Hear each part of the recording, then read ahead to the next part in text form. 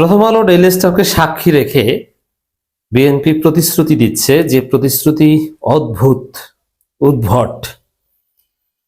এমন প্রতিশ্রুতি দিচ্ছে যেটা শুনলে মনে হবে যে বাংলাদেশের রাজনীতি ঘুরে গেছে। কেমন মনে হবে? গ্রামের মুরব্বীরা মাঝে মাঝে কিছু কথা বলেন যে কলিকাল আসছে, শেষ যুগ। কোন উদ্ভট ঘটনা দেখলে যে এইরকম ঘটনা ঘটতে পারে, কিয়ামত এসে গেছে, যুগ শেষ। কারণ আপনি যদি দেখেন যে কোনো একদম অকল্পনীয় কোনো ঘটনা ঘটে, যে লোক ভিক্ষা করতো সে যদি হঠাৎ দেখেন এমপি হয়ে যায়, এরকম কিছু আছে না? এরকম অনেক ঘটনা আছে। অথবা একদম দুর্বল লোক সবচেয়ে সবল লোকটাকে যদি মার দেয়, যে এটা কোন যুগ এসেছে, কি ঘটছে, এরকম মানুষ বলা বলি শুরু করে। বিএনপি এখন এরকম একটা ভাইব তৈরি করছে যে কোন যুগ আসছে।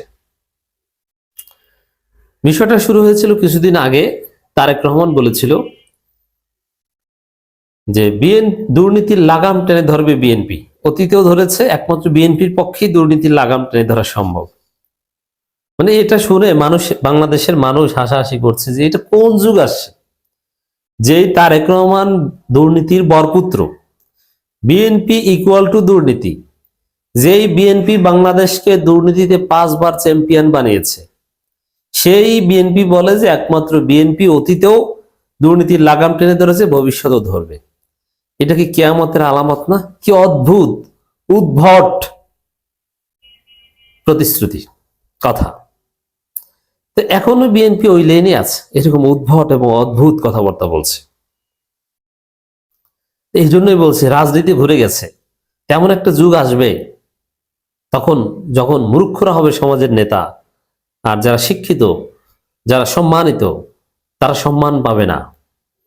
চোখের উপর মানুষ পল্টি দিয়ে মিথ্যা কথা বলবে, যার কাজ যেটা না সে সেটা বলবে, এরকম।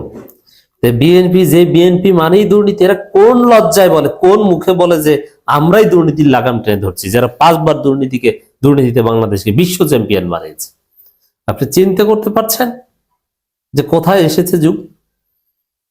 যেই বিএনপির ইতিহাস হচ্ছে হত্যার রাজনীতি, তারা বলবে যে বলছে যে আমরা হত্যাকাণ্ড শূন্যের কোঠায় নামিয়ে আসবো।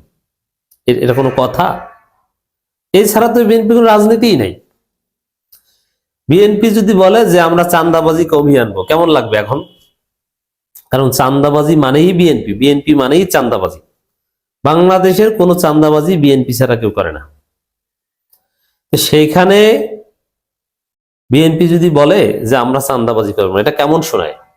যেরকম উদ্ভট শোনায়, সেই উদ্ভট কাজ বিএনপি করছে। শুধু এটা না, বিএনপি বলছে যে আমরা গণমাধ্যমের মত প্রকাশের স্বাধীনতা নিশ্চিত করব, অথচ গণমাধ্যম দখলকারী দল হচ্ছে বিএনপি। 5 আগস্টের পর গণমাধ্যম দখল করেছে বিএনপি। শুধু কি তারা গণমাধ্যম দখল করেছে? কি করেছে একটু শোনাই। প্রথম আলো ডেইলি স্টারকে দাওয়াত দিয়ে তাদেরকে সাক্ষী রাখি বলছে আমরা গণমাধ্যমের স্বাধীনতা নিশ্চিত করবো, মত প্রকাশের স্বাধীনতা নিশ্চিত করবো। অথচ বিএনপি তাদের দখলকৃত মিডিয়া থেকে 5 আগস্টের পর ক্ষমতা আসার আগেই জাস্ট বিএনপির চাঁদাবাজির বিরুদ্ধে রিপোর্ট করেছে, সাংবাদিকের চাকরি চলে গেছে। এরা মত প্রকাশের স্বাধীনতা নিশ্চিত করবে। চিন্তা করছেন কি চাপাবাজি? আবার আরটিভির এক সাংবাদিক শিবিরের একটা প্রেস রিলিজ ছাপিয়েছেন। কেন ছাপিয়েছেন? তার চাকরি চলে গেছে। এর মানে বিএনপির মতের বিরুদ্ধে যায় এমন কিছু করলে বিএনপি তার চাকরি খেয়ে দেয়। এরা যদি বলে যে আমরা মত প্রকাশের স্বাধীনতা নিশ্চিত করব, এটা কি কখনো বিশ্বাসযোগ্য? কখনোই বিশ্বাসযোগ্য নয়। এই জন্য বলছি রাজনীতি ঘুরে গেছে।